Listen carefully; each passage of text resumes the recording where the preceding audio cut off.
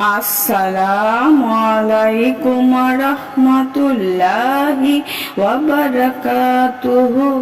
সুপ্রিয় সম্মানিত দর্শক ও শ্রোতা, আশা করি মহান রব্বুল আলামিনের দয়ায় আপনারা সকলেই ভালো আছেন। সুপ্রিয় সম্মানিত দর্শক শ্রোতা, আজকে হযরত আবু হুরাইরা রাদিয়াল্লাহু তাআলা আনহু থেকে একটি ঘটনা বর্ণনা করব।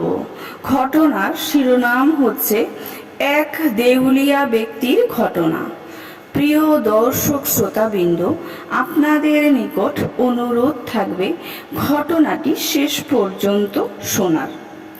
উমর ইবনে খালদা রহমাতুল্লাহি আলাইহি বলেন, জনৈক ব্যক্তি দেউলিয়া হয়ে গেলে তার ব্যাপারে আমরা হযরত আবু হুরাইরা রাদিয়াল্লাহু তাআলা আনহুর নিকট উপস্থিত হলাম। তিনি বলেন, আমি সেই ফয়সালাই করব যা আল্লাহর রাসূল সাল্লাল্লাহু আলাইহি ওয়াসাল্লাম করেছিলেন। আল্লাহর রাসূল সাল্লাল্লাহু আলাইহি ওয়াসাল্লাম বলেন, যদি কেউ দেউলিয়া হয়ে যায় কিংবা মৃত্যুবরণ করে আর তার নিকট কেউ নিজের সম্পদ পায়, তাহলে সেই সম্পদের অধিকতর হকদার। সুপ্রিয় সম্মানিত দর্শক শ্রোতা, আজকের ঘটনাটি এই পর্যন্তই।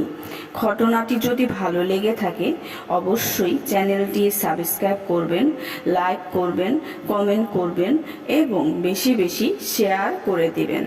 সবাই ভালো থাকবেন। আল্লাহ হাফেজ।